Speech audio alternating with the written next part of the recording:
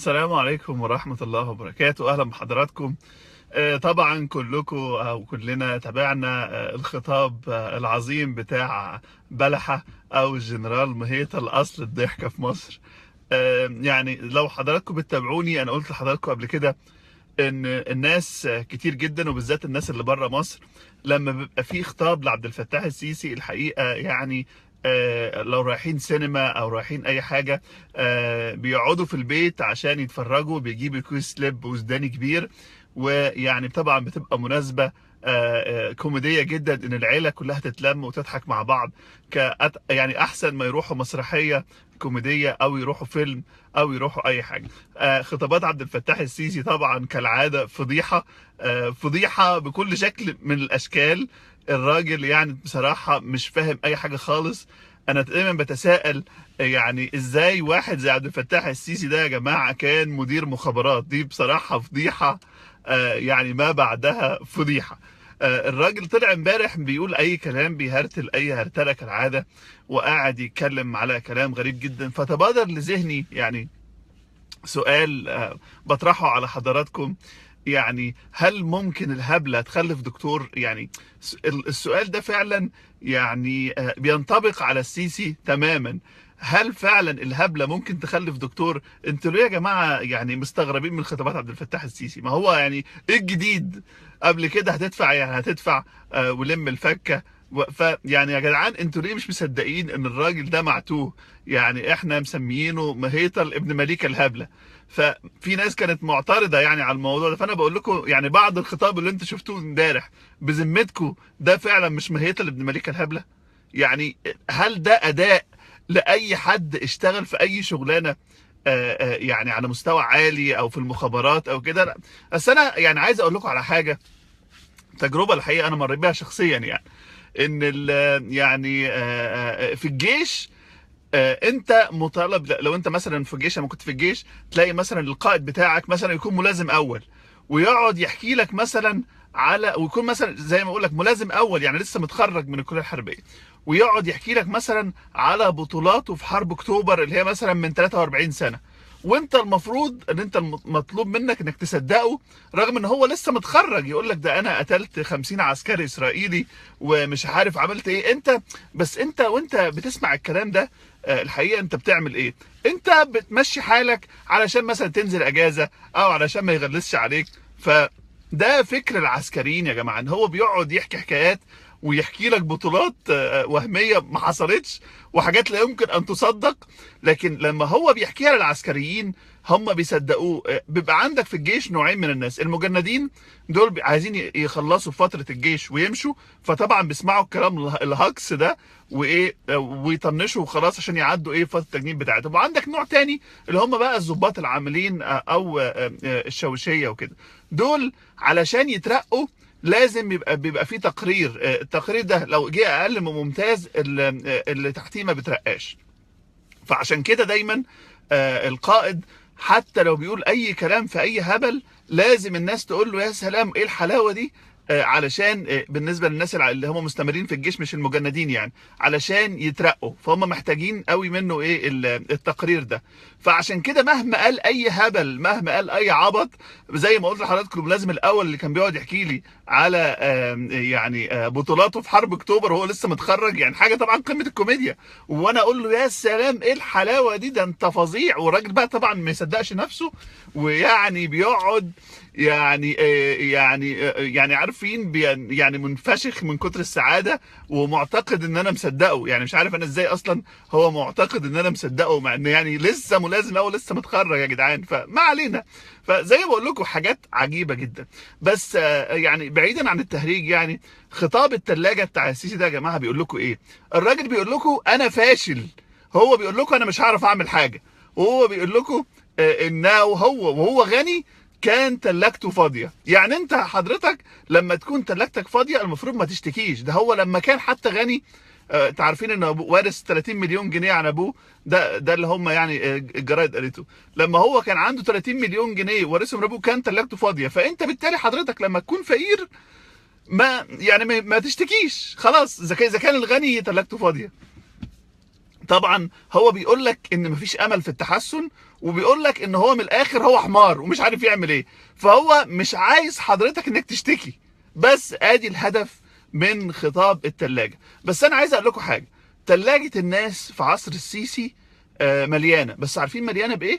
مليانة بأدوية سكر وأدوية ضغط وأدوية جميع الأمراض اللي جابها للشعب من الهم والغم والقرف اللي بيشوفوه كل يوم من ساعة ما شفنا ابن مليكة الهبلة اللي ضحك الناس على المصريين في العالم كله.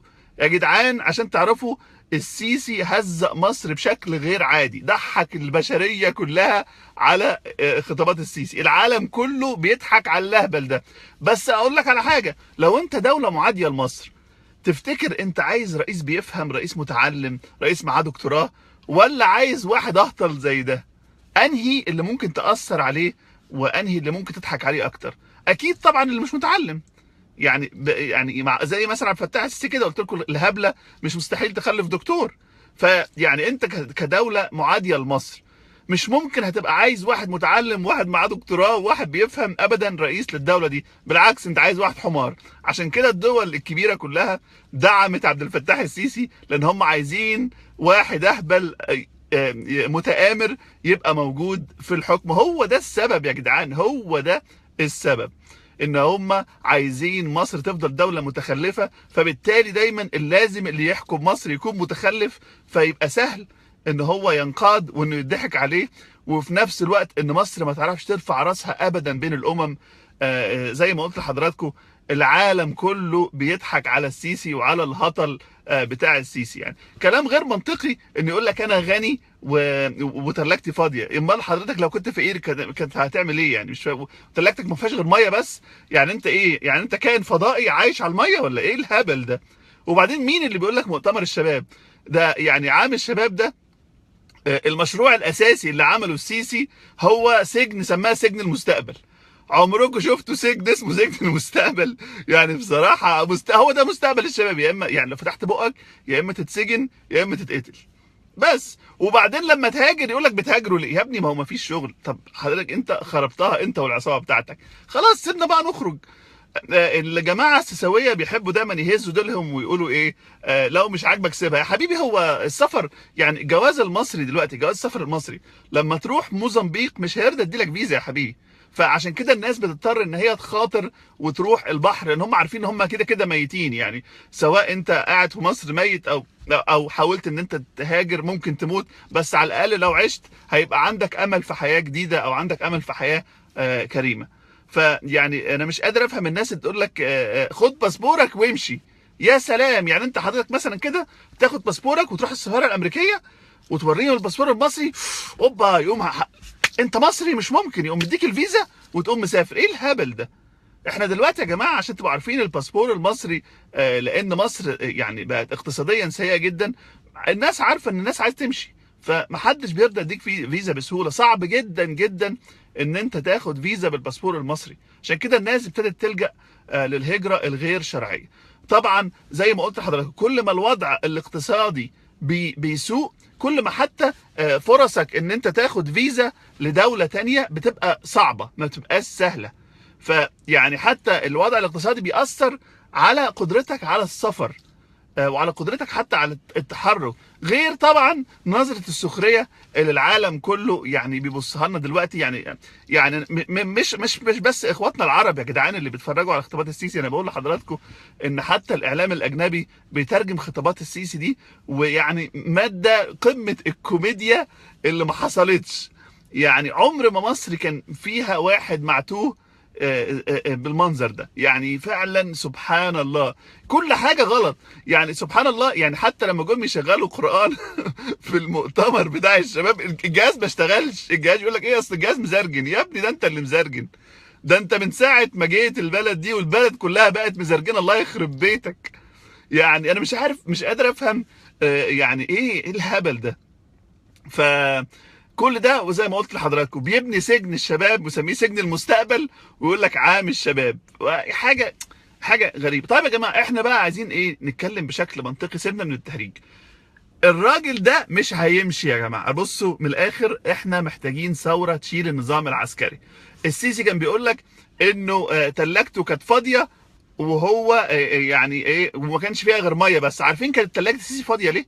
لانه برضه كان تحت حكم حمار عسكري تاني، عشان كده كانت تلاجته فاضيه، وعشان كده البلد برضه كانت رايحه في داهيه. بس طبعا دلوقتي رايحه في داهيه بسرعه رهيبه، يعني سرعه ان احنا رايحين في داهيه اسرع بكتير من اي رئيس عسكري تاني شفناه في تاريخ مصر كلها من 7000 سنه. ف... فزي ما قلت لحضراتكم ان يعني لو كانت تلاجة السيسي فاضيه، فده برضه بسبب نتيجه الحكم العسكري اللي برضه كان موجود في مصر. فاحنا لازم نتغير، لازم نتغير ان احنا نبقى دولة تتخلص من الحكم العسكري تماما لو عايزين البلد دي يبقى ليها مستقبل. الناس هتنزل في ثورة غلابة. اللي يقدر يشارك طبعا بقول لك يعني تقدر تشارك شارك، لان انت مفيش حل تاني. ما اصل انت لا عارف تسافر ولا عارف تعيش، يعني فايه الحل؟ لازم يحصل نوع من التغيير، والا الوضع زي ما حضرتك كل يوم من اسوأ لاسوأ. وهو عبد الفتاح السيسي بيقول لك ان ما تتوقعش اي تغيير. بيقول لك ان هو كانت تلاجته فاضيه وما كانش بيشتكي. يعني انت حضرتك لما يبقى مخروب بيتك ومش لاقي تاكل مفروض ما تشتكيش علشان عبد الفتاح السيسي يفضل في الحكم.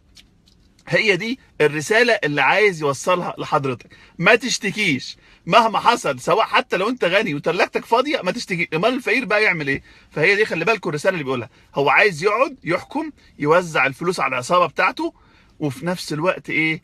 انت حضرتك ممنوع تشتكي، ممنوع تتكلم. انت هو معتبرك عسكري، زي قلت لحضرتك الملازم اللي كان بيحكي لي على بطولاته في حرب 6 اكتوبر، والمفروض ان انا اصدقه. فهو بيتوقع منك نفس الشيء، ان انت تصدق الكلام ده، ان فعلا هو كان تلاجته فاضيه وعمره ما اشتكى خالص. فهو بالتالي بيحاول يقول لك انت كمان المفروض ما تشتكيش. زي موضوع 1+1 وعايزه يبقى 9. ايه الهطل ده يا سيسي ده؟ يا ابني ايه، ارحمنا ارحمنا. ايه 1+1 يساوي 3 يعني؟ انا مش فاهم الراجل ده يا جماعه. يعني فعلا مستحيل الهبله تخلف دكتور فعلا، يعني مهما عمل مستحيل الهبله تخلف دكتور. بس زي ما قلت لكم حكايه الملازم ده، هو عبد الفتاح السيسي بيفكرني بالملازم ده. وهو الشخصيه العسكريه مهما قال كلام اهبل، هو مقتنع تماما ان هو بيقول كلام عظيم جدا، انه بيقول كلام ما حصلش، وانه بيقول افكار عبقريه. زي ما قبل كده كان بيقول لكم ان هو طبيب الفلاسفه، وان المخابرات بتاعت الدول بتسمع له. هي بتسمع له بس بتسمع له عشان تضحك عليه، هو مش عشان بيقول حاجه مفيده. هم بيسمعوا له عشان يقعدوا يضحكوا عليه ويقعدوا يتريقوا. وزي ما طبعا كالعاده يعني هاشتاج تلاجة السيسي دلوقتي بقى هو الاول على تويتر. ويعني يعني زي ما قلت لحضراتكم، كان عندنا الخليل كوميدي اصل الضحك في مصر، بقى عندنا دلوقتي مهيتر ابن مليك الهبله او بلحه بقى هو اصل الضحك في مصر. يعني اعتقد ان السيسي دلوقتي بيتنافس مع الخليل كوميدي بصراحه في الحاجات اللي هو بيعملها. ف خلينا بقى نتكلم في الجد. احنا دلوقتي عايزين ايه؟ احنا دلوقتي لازم عايزين التغيير. مفيش حاجة هتحصل من غير ثورة. محتاجين ثورة حقيقية، بس مش محتاجين ثورة تشيل عبد الفتاح السيسي ويجي راجل عسكري تاني يحكم. يبقى احنا يا جدعان ما عملناش اي حاجة، والتلاجة هتفضل فاضية او هتبقى مليانة بأدوية الضغط والسكر وجميع الامراض اللي جابوها للشعب يعني. ثورة الغلابة دي بداية كويسة جدا. زي ما قلت لحضراتكم يوم 11/11 دي مجرد بداية، مفيش حاجة هتحصل. والناس اللي بتقول ان السيسي هيمشي اخر النهار والكلام ده، لا، دي مجرد بداية لموجة ثورية جديدة. فانت حضرتك خليك ايجابي. حضرتك قدرت تنزل مع الناس خير وبركة، ما قدرتش تنزل على الاقل يا اخي قول كلمة كويسة. اكتب على الحيطان ارحل يا سيسي. خليك ايجابي حتى لو بالكلمة، لكن ما تقعدش تهبط في الناس. وعلى فكرة نظام عبد الفتاح السيسي يا جماعة خايف من ثورة الغلابة، لأن الغلابة حوالي 85% من الشعب المصري أو أكتر. فهو خايف من ثورة الغلابة. والسلاح يا سيسي اللي معاك، رغم السلاح اللي معاك الثورة برضو مخوفاك، وانت باين عليك ان انت خايف، لأنه طالع يقول ناس ما تشتكوش. هو مش عايزك تشتكي ومش عايزك تقول رأيك، عايزك تتضرب بالجزمة وتفضل مذلول علشان هو سعادته يفضل في الحكم، هو والعصابة بتاعته يسرقوا في البلد ويشتري طيارات للرئاسة ب 300 مليون يورو في عز الوقت اللي فيه أزمة دولار. يعني لو كان مثلا وفر ثمن صفقة الطائرات الرئاسية دي وضخ المليارات دي اللي صرفها يعني في السوق المصري علشان سعر الدولار بلاش ينزل حتى يفضل ثابت. احنا كل يوم سعر الدولار بيزيد يا جماعه، في حاجه كده ما عمرنا ما شفنا كده، خراب مستعجل. يعني فعلا خراب مستعجل. يعني انا بيتهيألي ان لو نتنياهو كان حاكم مصر ما كانش هيقدر يعمل حجم الدمار اللي عمله عبد الفتاح السيسي في السنتين اللي فاتوا. ورغم كده يعني مش عايزك حتى تشتكي. يعني انا مش فاهم يعني الناس اللي بتشجع عبد الفتاح السيسي لحد دلوقتي ده مش عايزك حتى تقول رايك او تشتكي. يا جدعان احنا وصلنا لمرحله سيئه جدا. بص بقى يا جماعه من الاخر، زي ما قلت لكم الحل في ثوره غلابه. لو ما قدرتش شارك بالكلمه او اكتب على الشوارع في الشارع بتاعك يعني مثلا بالوان او عارفين السبراي اللي هو بيتكتب بيه ده، اكتب ارحل يا سيسي. لو ما قدرتش تشارك او شارك بالكلمه او شجع الناس على الاقل اللي هي نازله. لكن ارجو من حضرتك لو انت مش نازل يعني خلاص خليك انت قاعد بقى يا حبيبي، خليك قاعد بقى، والناس الرجاله هتجيب حقك، مالكش دعوه. لو انت مش عايز تنزل ومش عايز تشارك خلاص خليك، الرجاله هي اللي هتجيب حقك. يا جماعه احنا في مرحله يعني خلاص اللي هو ما ينفعش نسكت. خلاص يعني عدينا كل حاجه، ما ينفعش ان احنا نسكت. خلاص احنا عدينا كل المراحل بكتير. يعني خلاص يعني سمعه مصر اتدمرت، اقتصاد مصر اتدمر، يعني الراجل قاعد بيهبل في كل حاجه. يعني خلاص لازم يحصل تغيير، لازم يحصل تغيير جذري بشكل كبير جدا. فهو ده الحاجه اللي انا اقدر اقولها عليكم. عايز اسالكم سؤال يا جماعه، حد شافني على قناه الشرق صحيح ولا لا؟ عايز اشوف في التعليقات كده حد شافني على قناه الشرق.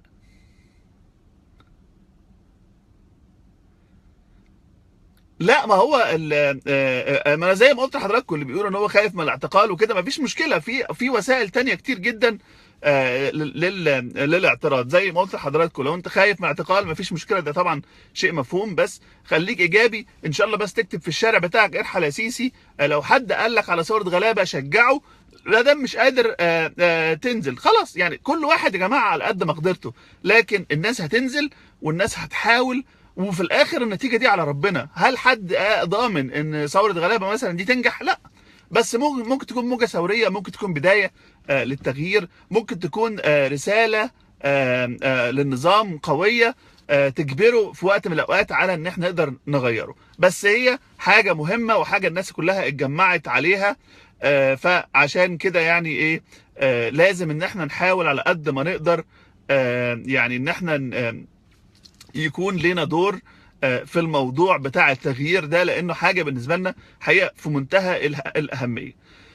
طيب يا جماعه خلاص انا يعني زي ما حضراتكم بتشوفوني انا بطلع على قناه الشرق، بس هم الحقيقه مديني ميعاد حلو جدا، مديني ميعاد الساعه 4 الصبح، فطبعا اكيد محدش هيشوفني.